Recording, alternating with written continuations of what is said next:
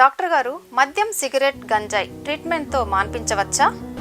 Yes, alcohol మద్యం సేవించే వాళ్ళకి వాళ్ళు మానేయాలి అని అనుకుంటే మాన్పించడం చాలా ఈజీ. వాళ్ళు ఎంత మోతాదులో తీసుకుంటున్నారు, ఎన్ని సంవత్సరాల నుంచి తీసుకుంటున్నారు, అసలు ఎందుకు తీసుకుంటున్నారు, మన దగ్గరకు వస్తే మనం ఫస్ట్ అనాలిసిస్ చేస్తాం. వాళ్ళు ఎందుకు తీసుకుంటున్నారు, ఎంత తీసుకుంటున్నారు.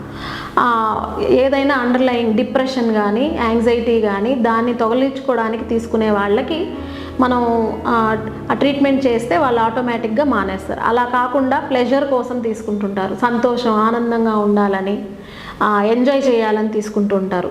వీళ్ళు కొన్ని సంవత్సరాలుగా తీసుకుంటుంటారు. వాళ్ళని మాన్పించాలంటే మనకు ఒక ప్రొసీజర్ ఉంటుంది.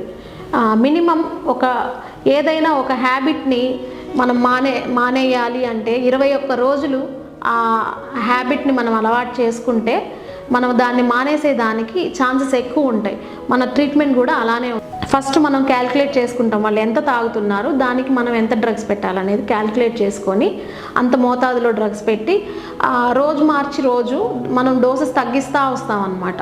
అలాగే 21 రోజులు వాళ్ళు తాగకుండా కానీ ఉంటే మళ్ళీ ట్రీట్మెంట్ అయిపోయిన తర్వాత కూడా వాళ్ళు తాగకుండా ఉండడానికి ఎక్కువ ఛాన్సెస్ ఉంటుంది. అలా కాకుండా ఒకేసారి మానేయాలనుకున్నప్పుడు వాళ్ళకి ఏంటంటే విత్డ్రాల్ ఫీచర్స్ అనేవి వస్తాయి.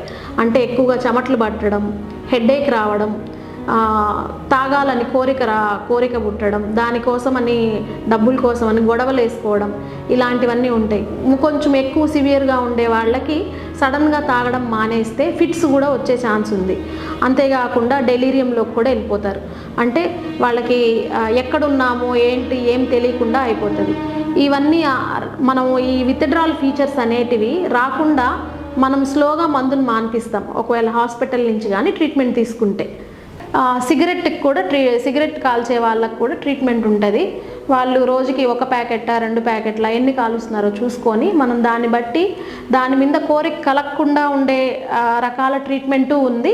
ప్లస్ ఆల్రెడీ వాడుతున్నారు కాబట్టి దానివల్ల వచ్చే ఎఫెక్ట్స్ తగ్గించడానికి కూడా ట్రీట్మెంట్ ఉంటుంది.